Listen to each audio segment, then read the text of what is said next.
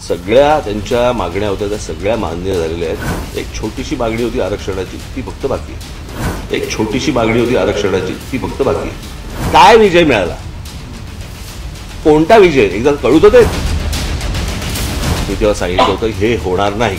हा कायद्याच्या दृष्टिकोनाचा विषय आहे। हा अशा प्रकारचा निर्णय कुठचंही राज्य सरकार घेऊ शकणार नाही। जे गेली असतील तिथे मोर्चाला त्यांना कळलं का काही काय झालं नेमकं, आणि जर झालेलं नाहीये त्याच्यामध्ये जर समजा तुम्ही आनंद व्यक्त करत होता तर आता परत उपोषणाला कशाला बसताय। इंटरेस्ट आहेत आणि आतून वेगवेगळ्या लोकांचे पाठिंबे आहेत। तुम्हालाही माहिती आहे या सगळ्या गोष्टी काय आहेत, त्या बोलण्यातही काही पॉईंट नाही, कारण ती तुम्हाला काही उघड गोष्ट नाही आहे ती तशी, पण म्हटलं तर उघड गोष्ट आहे। मनोज जरांगे आणि त्यांच्या आरक्षणाच्या आंदोलनावर मनसे अध्यक्ष राज ठाकरेंनी पुन्हा एकदा तोफ डागली आहे। मनोज जरांगेंनी वाशीमध्ये विजयाचा गुलाल उधळला आणि आता अंतरवली सराटीत पोहोचेपर्यंत पुन्हा उपोषणाची घोषणा केली।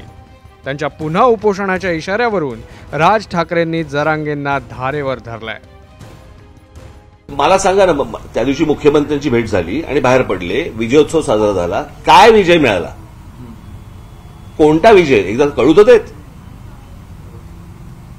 जो मराठा बांधव भगिनी जे गेली असतील तिथे मोर्चाला त्यांना कळलं का काही काय झालं नेमकं, आणि जर झालेलं नाहीये त्याच्यामध्ये जर समजा तुम्ही आनंद व्यक्त करत होता तर आता परत उपोषणाला कशाला बसताय।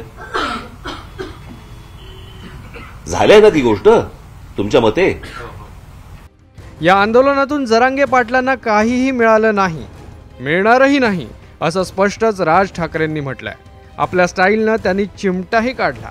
सगळ्या त्यांच्या मागण्या होत्या त्या सगळ्या मान्य झालेल्या आहेत। एक छोटीशी मागणी होती आरक्षणाची, ती फक्त बाकी आहे। सगळ्या त्यांच्या मागण्या होत्या त्या सगळ्या मान्य झालेल्या आहेत। एक छोटीशी मागणी होती आरक्षणाची, ती फक्त बाकी आहे। जरांगे पाटलांना भेटायला गेलो त्यावेळेला त्यांच्या समोर लोकांसमोर मी तेव्हा सांगितलं होतं हे होणार नाही,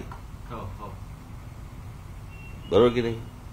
हा विषय टेक्निकल आहे, हा कायद्याच्या दृष्टिकोनाचा विषय आहे। हा अशा प्रकारचा निर्णय कुठचंही राज्य सरकार घेऊ शकणार नाही, आणि केंद्राला या गोष्टींचा विचार करायचा असेल तर प्रत्येक राज्यामध्ये ही परिस्थिती आहे।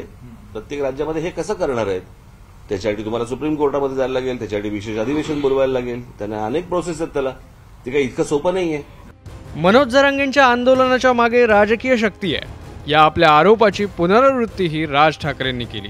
मराठा समाजातल्या माझ्या बांधवांनी भगिनींनी मला असं वाटतं या गोष्टींचा विचार केला पाहिजे। मागे एकदा तुम्हाला सगळ्यांना तापवले, तुम्ही मोर्चे काढले, सगळेजण तुम्ही आलात, मुंबईमध्ये आलात, सगळ्या ठिकाणी मोर्चे काढले, हे परत आता दुसऱ्यांदा झालं, बरोबर आहे। वस्तुस्थिती आपण तपासून पाहणार आहोत की नाही पाहणार आहोत, की कोणाचा तरी राजकीय अजेंडा आहे आणि त्याच्या खाली तुम्हाला सगळ्यांना मोर्चे म्हणून घेऊन जात आहेत, एकदा मला असं वाटतं प्रत्येक समाजाने पाहिलं पाहिजे। मनोज जरांगे यांना ओबीसी मधून तीव्र विरोध होतोय। पुन्हा उपोषणाच्या इशाऱ्यानं संभ्रम निर्माण झालाय। आता राज ठाकरेही जरांगेंच्या विजयी गुलालावर प्रश्न विचारतायत। अमित मोडक, न्यूज 18 लोकमत, मुंबई।